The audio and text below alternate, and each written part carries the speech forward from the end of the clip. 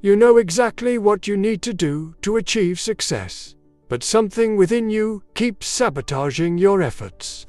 You've read the books. You've attended the seminars. You've created vision boards and set ambitious goals. Yet here you are, still struggling to bridge the gap between your potential and your reality. The wealth, influence, and fulfillment you've envisioned remained frustratingly out of reach. Not because you lack knowledge, but because you've overlooked the most crucial element of true success: inner control. What you're about to discover is the forgotten wisdom that Napoleon Hill spent 25 years extracting from the minds of the world's most successful individuals. Wisdom that reveals why external success without mastery of your inner world is nothing but a fragile illusion waiting to collapse. This isn't just another motivational speech. It's a wake-up call that will expose the invisible forces sabotaging your greatest efforts and show you the exact path to authentic, lasting success. The principles you're about to learn have transformed ordinary individuals into titans of industry, innovators who changed the world, and leaders who left legacies that endure centuries after their passing. But beware, what follows will challenge everything you thought you knew about success. You'll be forced to confront uncomfortable truths about your habits, your beliefs, and the silent agreements you've made with mediocrity. The question is, are you ready to accept responsibility for the one thing that's been holding you back all along? Success without inner control is like building a mansion on quicksand. It may look impressive from a distance, but it's only a matter of time before the entire structure collapses. Look around you. Society celebrates the trappings of achievement, the luxury cars, the mansions, the private jets, the adoration of the masses. We're conditioned to believe that accumulating these external markers is the ultimate measure of success.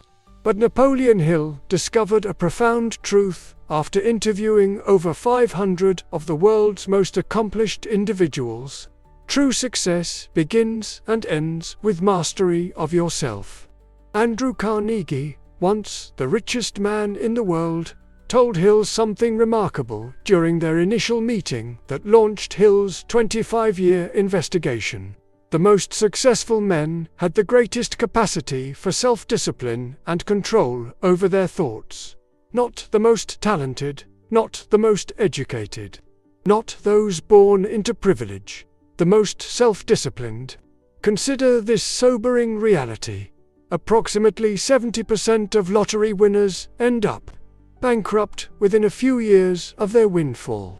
Nearly 60% of professional athletes face financial difficulties within 5 years of retirement, despite earning more in those few years than most people earn in a lifetime.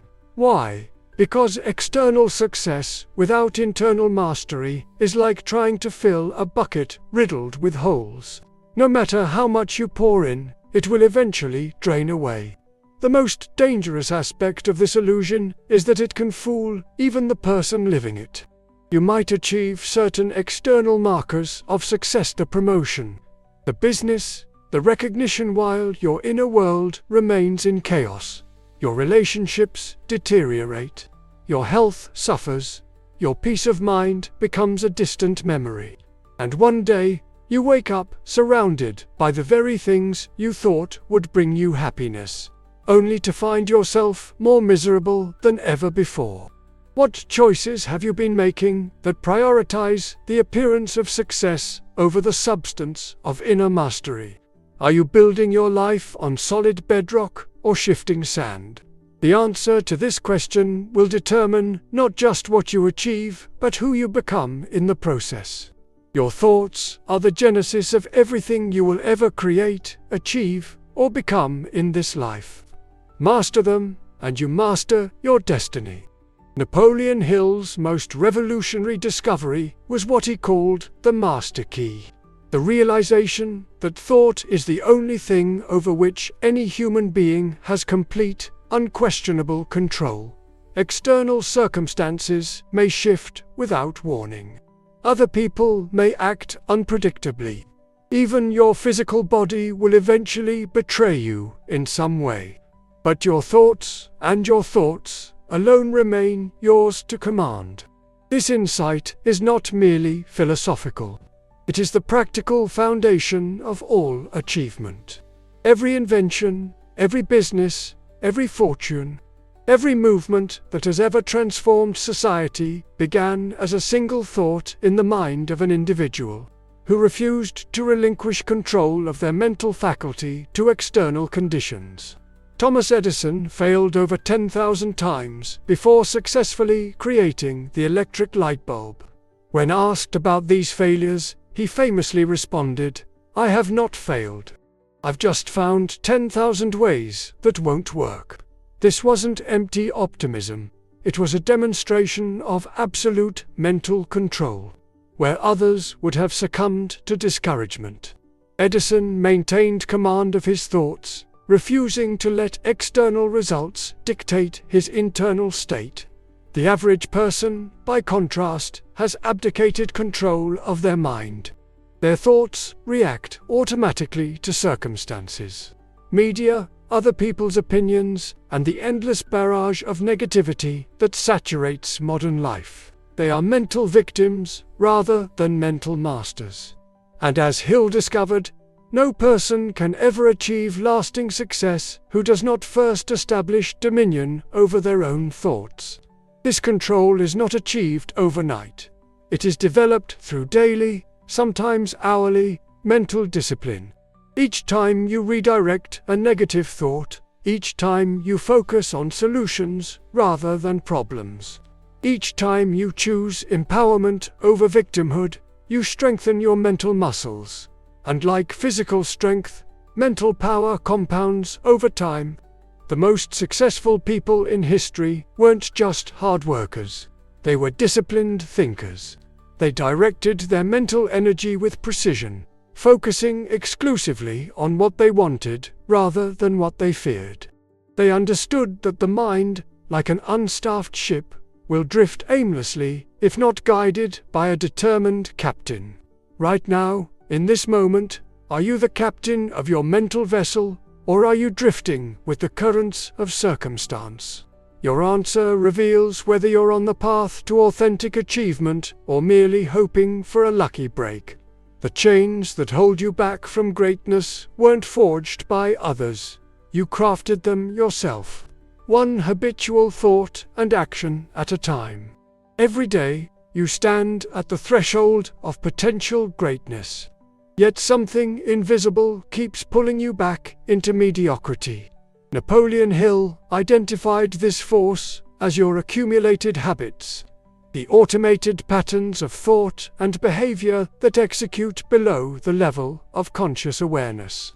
These habits are the unseen architects of your destiny, building either a fortress of achievement or a prison of limitation. The most dangerous of these habits is what Hill called drifting, the tendency to move through life reacting to circumstances rather than creating them. The drifter makes no definite plans. They form no definite opinions. They take the path of least resistance, allowing life to push them in whatever direction requires the least effort. And in doing so, they surrender the very freedom that makes human achievement possible. Consider this. Studies show that approximately 40% of your daily actions aren't conscious decisions but habits operating on autopilot. By age 35, these habitual patterns have become so deeply embedded that many people will go to their graves without ever questioning them. They will blame circumstances, bad luck, or other people for their lack of achievement, never realizing that the true barrier was their own unexamined habits. Henry Ford understood this principle when he revolutionized manufacturing with the assembly line. When critics called him ignorant, he brought them to court and then stunned them by saying, "If I should really want to answer the foolish question you have just asked, let me remind you that I have a row of electric push buttons on my desk. By pushing the right button, I can summon to my aid men, who can answer any question I desire concerning the business to which I am devoting my life.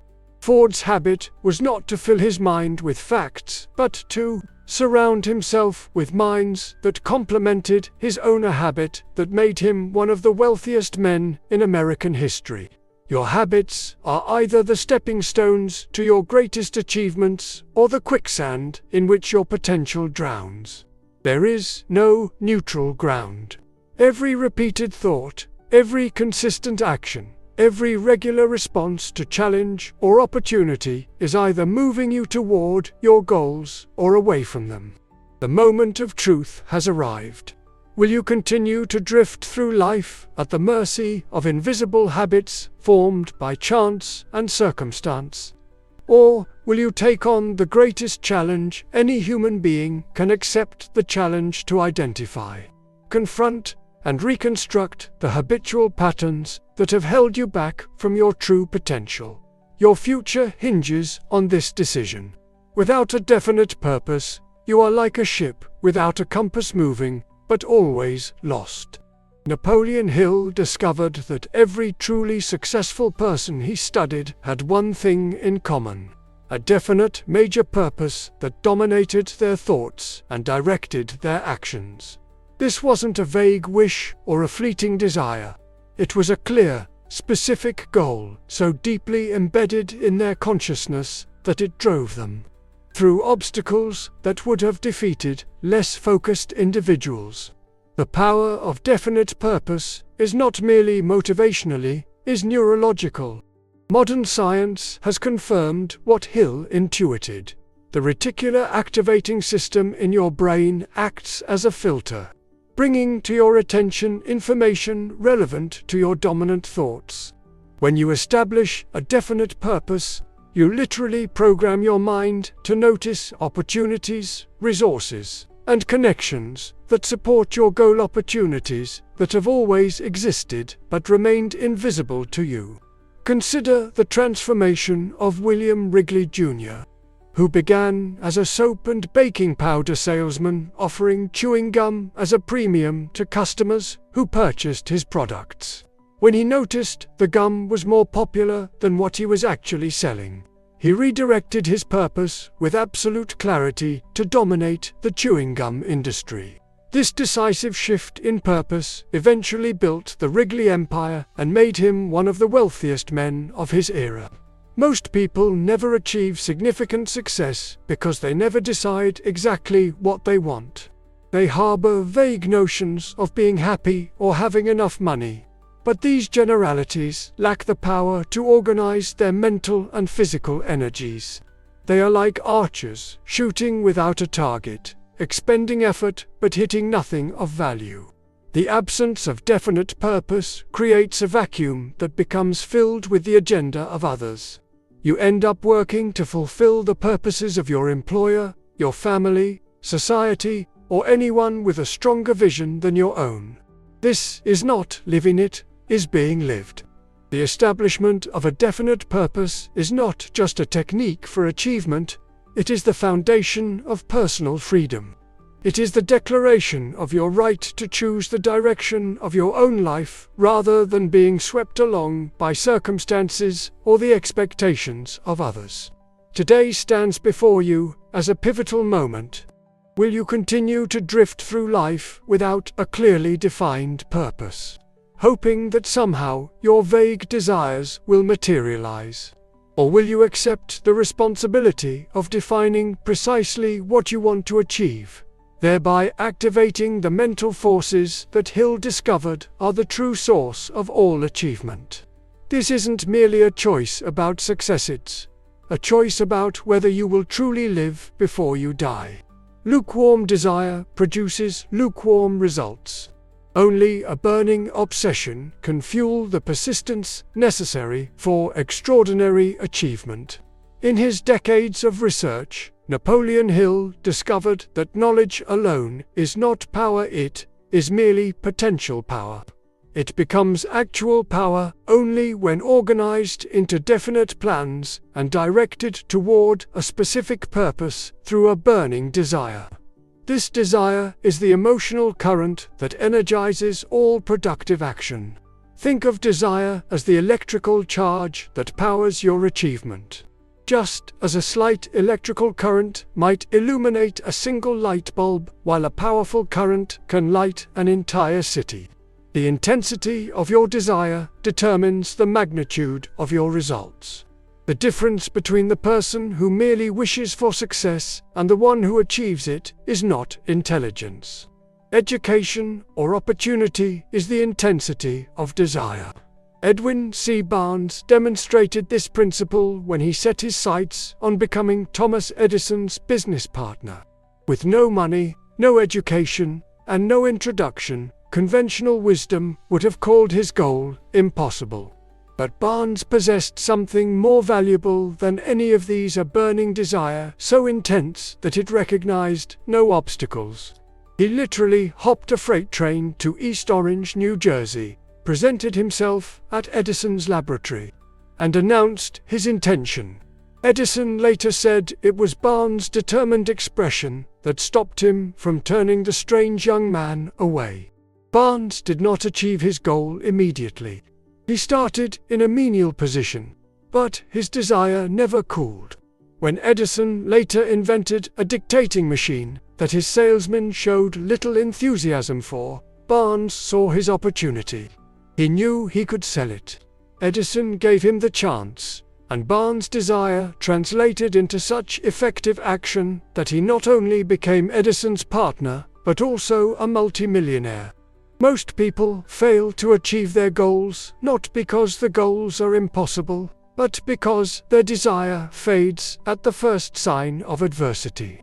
They want success, but they don't want it badly enough to endure temporary failure, criticism, or sacrifice. Their desire is a candle in the wind rather than an unquenchable flame. The intensity of your desire can be measured by a simple test. What are you willing to sacrifice to achieve your goal? Time, comfort, social approval. The average person wants success without sacrifice, which is as impossible as wanting fire without heat. The moment of decision is upon you. Are you merely interested in success, or are you committed to it? Interest leads people to do what is convenient. Commitment leads them to do whatever is necessary.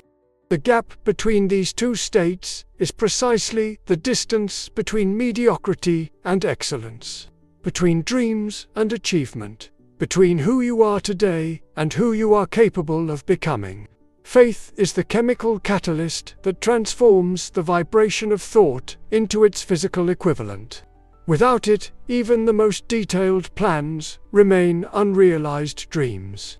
Napoleon Hill didn't approach faith as a religious concept, but as a practical state of mind that can be cultivated through repetition of thought. He defined it as the state of mind that acts as a connection between your conscious intentions and the unlimited resources of what he called infinite intelligence, what some might call the subconscious mind, the universal mind, or even God. This state of mind doesn't emerge spontaneously. It is developed. Just as a muscle grows stronger through consistent exercise, faith in your own potential grows stronger through consistent affirmation. The world's highest achievers are not necessarily born with greater confidence. They develop unshakable faith through methodical mental conditioning. Consider the story of Madam C.J. Walker, who rose from working as a washerwoman to becoming America's first female self-made millionaire, despite being born to former slaves. Just after the Civil War, when asked how she managed this extraordinary achievement, she famously said, "I got myself a start by giving myself a start." She refused to accept the limitations others tried to impose on her based on her gender, race, or background. Her faith in her own potential overrode the doubt that surrounded her. Most people operate from a foundation of doubt rather than faith. They may desire success. They may even work toward it, but deep in their minds runs a current of uncertainty about their worthiness or ability to achieve it. This doubt acts as a form of self-sabotage, causing them to undermine their own efforts at a subconscious level. They fail not because of external obstacles, but because of internal resistance, born of insufficient faith. The development of faith requires a kind of mental discipline that few are willing to practice. It demands that you maintain belief in the attainment of your desires despite all evidence to the contrary. That you act as if success were already yours, even when current circumstances suggest defeat. This is not self-deception, but rather the recognition that all physical reality begins as thought.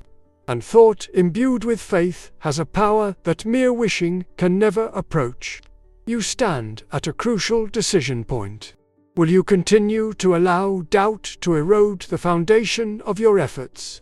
Or will you begin the systematic development of faith in your potential, faith so powerful that it transmutes your thoughts and plans into their physical equivalent with the certainty of a natural law?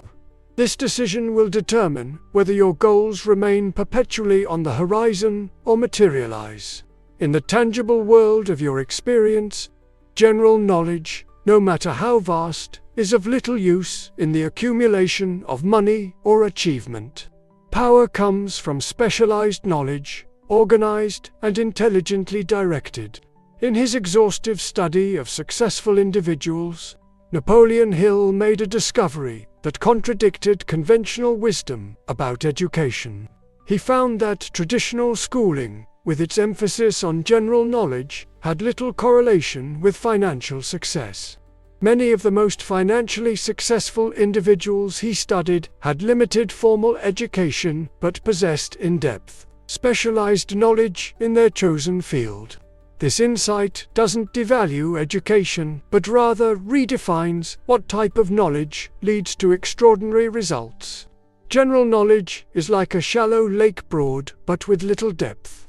Specialized knowledge is like a deep, well-focused, but with tremendous power at its core. Consider Henry Ford, who had minimal, formal education, but possessed unparalleled, specialized knowledge about automobile manufacturing. When his knowledge was questioned during a libel trial, Ford demonstrated the true meaning of specialized knowledge by explaining that he didn't need to crowd his mind with general information. He simply needed to know how to access any knowledge he required through his team of experts.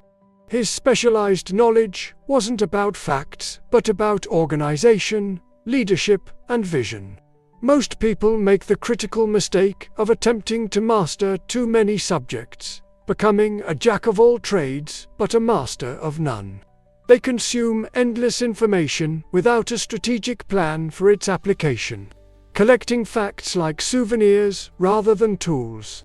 True power comes not from knowing many things, but from knowing the precise thing needed in your specific pursuit, knowing it more thoroughly than anyone else. Specialized knowledge becomes valuable only when organized and intelligently applied. Information without application is like food. Without digestion, it provides no nourishment. The world is filled with highly educated people who struggle financially because they've never learned to organize their knowledge into practical plans of action. The acquisition of specialized knowledge requires intention and focus. It means choosing a specific field that aligns with your purpose and immersing yourself in it completely. It means sacrificing the comfort of breadth for the power of depth. It means becoming the foremost expert in your niche rather than merely competent in many areas. You face a critical decision point. Will you continue to scatter your mental energy across numerous interests and subjects, ensuring mediocrity in all? Or will you commit to the acquisition of specialized knowledge in one area where you can achieve true mastery? Your answer will determine whether you remain a consumer of others' success stories or become the protagonist of your own. Ideas without organized plans are like cars without engines, impressive in appearance but going nowhere. Napoleon Hill's investigation revealed a stark difference between dreamers and achievers. Dreamers have ideas. Achievers have organized plans for implementing those ideas. This distinction is crucial because the universe does not reward good intentions or brilliant concepts. It responds only to purposeful, organized action. Organized planning is not merely writing down steps. It is the systematic arrangement of knowledge, resources, and effort toward a specific outcome. It is the bridge between thought and manifestation, between desire and achievement. Without this bridge, even the most passionate desires remain fantasies rather than future realities. The power of organized planning was perfectly demonstrated by the achievements of Andrew Carnegie, who rose from poverty to become the wealthiest man in America. Carnegie's genius lay not in doing everything himself, but in organizing the knowledge, skills, and efforts of others into a mastermind alliance. He famously said, "I wish to have as my epitaph, 'Here lies a man who was wise enough to bring into his service men who knew more than he.'" This wasn't modesty, it was a recognition that organized planning, leveraging the strengths of many, is exponentially more powerful than individual effort. Most people fail to achieve their goals because their planning is reactive rather than proactive. They respond to life's demands rather than designing life on their own terms. They treat planning as a one-time event rather than an ongoing process requiring constant refinement based on results. They create vague outlines rather than detailed blueprints for their success. Effective planning requires both flexibility and persistence, seemingly contradictory qualities that successful people balance masterfully. Your plan must be rigid enough to keep you focused on your goal, but flexible enough to adapt when initial methods prove ineffective. As Hill discovered, every worthwhile achievement is the result of multiple attempts, with each failure providing the feedback necessary to improve the next iteration of the plan. The creation of organized plans demands a level of mental effort that the average person is unwilling to expend. It requires thinking beyond the immediate moment, anticipating obstacles, preparing contingencies, and coordinating multiple factors toward a unified purpose. This depth of thinking separates the exceptional from the ordinary. A pivotal moment of decision stands before you. Will you continue to drift through life with vague intentions and haphazard efforts? Or will you accept the responsibility of creating detailed, organized plans for the achievement of your purpose? This choice will determine whether your desires mature into achievement or wither into regret. Persistence is to character what carbon is to steel. Without it, even the most brilliant talents and opportunities crumble under pressure. In his study of over 25,000 people who experienced failure, Napoleon Hill made a startling discovery. Lack of persistence was the primary reason for their defeat. Not lack of education, not lack of opportunity, not lack of connections or capital or luck. Simply the inability to continue moving toward their objective when faced with temporary defeat. Persistence is the sustained application of effort until your purpose is achieved, regardless of how many obstacles arise or how many times you must revise your approach. It is the quality that transforms average ability into extraordinary achievement, and without which even exceptional ability remains unrealized potential. The power of persistence is perfectly illustrated by the story of R.U. Darby, a gold miner who stopped drilling just 3 feet from one of the richest veins of gold in Colorado. After investing substantial time and money, he encountered so many setbacks that he sold his equipment to a junk man. That junk man consulted a mining engineer, who advised him to resume drilling just a little further. He did, and struck gold just 3 feet from where Darby had stopped. This story isn't about mining. It's about the thin line between failure and monumental success, a line that only persistence can cross. Most people abandon their goals at the first, fifth, or 10th obstacle, unaware that success often lies just beyond the point where they gave up. They start with enthusiasm, but lack the stamina to continue when progress slows or resistance mounts. They mistake temporary defeat for permanent failure, never realizing that nearly every great achievement is preceded by a chain of setbacks that would have justified quitting. The development of persistence requires a combination of definite purpose, desire, self-reliance, and precise knowledge. These elements create a state of mind that refuses to accept failure as an option. As Thomas Edison said, after thousands of unsuccessful attempts to invent the light bulb, I have not failed. I've just found 10,000 ways that won't work. This wasn't blind optimism, was the voice of persistence speaking through him.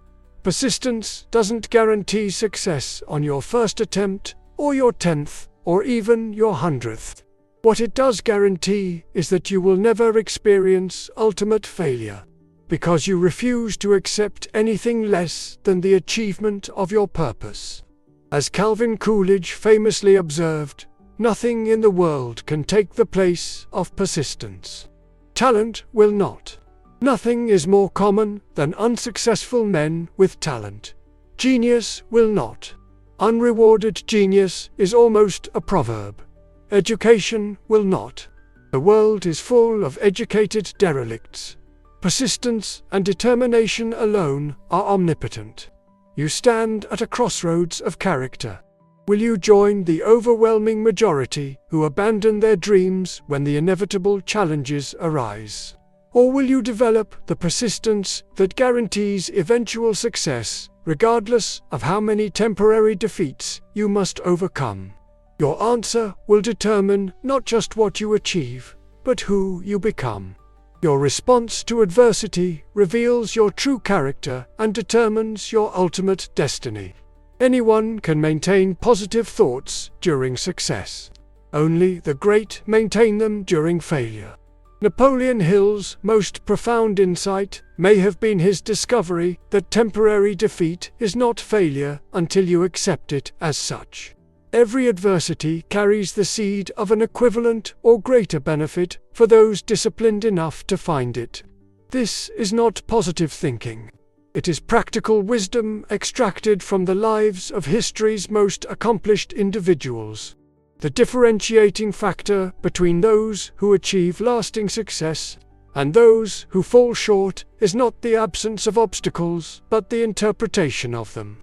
Where ordinary minds see only problems, extraordinary minds see opportunities disguised as problems. Where the weak see reasons to quit, the strong see reasons to continue with even greater determination. This principle is perfectly illustrated by the story of Milton Hershey, who failed in multiple business ventures before establishing his chocolate empire. Each bankruptcy and setback refined his understanding of what worked and what didn't. When he finally succeeded, it wasn't despite his failures, but because of them. He had transformed each defeat into a stepping stone by extracting its lesson and applying it to his next attempt. Most people crumble under adversity because they interpret it personally rather than instructionally.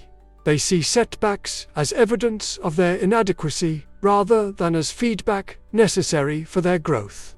They ask disempowering questions like, "Why me?" instead of empowering questions like, "How can I use this to become stronger or more effective?" The development of a constructive response to adversity requires mental discipline of the highest order. It means choosing your thoughts with the same care that a surgeon chooses his instruments, selecting only those that serve your purpose and rejecting those that undermine it.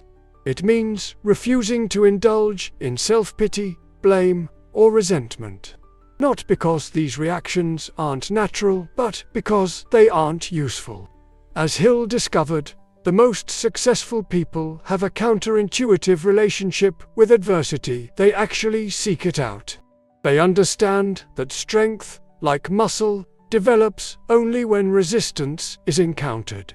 They recognize that comfort is the enemy of greatness, and that the qualities needed for extraordinary achievement can only be forged in the crucible of challenge. This moment presents you with the ultimate test of character. When you face your next setback, and you allow it to define you, defeat you, and diminish your faith in your own potential? Or will you use it as the raw material from which to construct a stronger vision, a more effective strategy, and a more unshakable determination? Your response to this question will determine not just the results you achieve, but the person you become through the inevitable challenges that lie ahead. The principles you've just discovered aren't theoretical concepts, they're practical tools for transforming your life. From the inside out, Napoleon Hill extracted them from the lived experiences of the world's most successful individuals, and they remain as powerful today as they were when he first documented them. True success with fulfillment, success with substance, success that endures begins and ends with inner mastery. External achievements without this foundation are like houses built on sand, impressive until the first storm reveals their fundamental weakness. But when you align your thoughts, habits, and actions with these timeless principles, you build on bedrock that can withstand any challenge. The journey toward this authentic success isn't easy or quick. It demands daily discipline, unflinching self-examination, and the courage to defy both external opposition and internal resistance. But as you progress, you'll experience a transformation far more valuable than any material acquisition.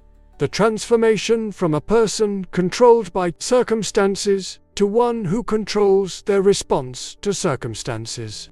Remember, you possess the most powerful force in existence, the ability to choose your thoughts. No external condition, no other person, no past experience can deprive you of this power unless you surrender it willingly. And in this power lies the seed of every achievement, every breakthrough, and every meaningful contribution you will ever make. The moment has arrived for your most important decision. Will you continue to drift through life, reacting to whatever circumstances arise, and wondering why success remains elusive? Or will you take complete control of your inner world, directing your thoughts with purpose and persistence toward the achievement of your most cherished goals? This isn't just about what you'll accomplish, it's about who you'll become. Because the ultimate reward of applying these principles isn't just external success, it's the profound satisfaction of becoming the person capable of that success. The choice is yours, and it begins not tomorrow, not someday, but in this exact moment. Take control now. Your future self is watching this decision with bated breath, knowing how much depends on what you choose in this pivotal instant. Choose wisely. Choose courageously. Choose to master yourself before attempting to master your circumstances. In that choice lies the difference between an empty illusion and a life of authentic achievement.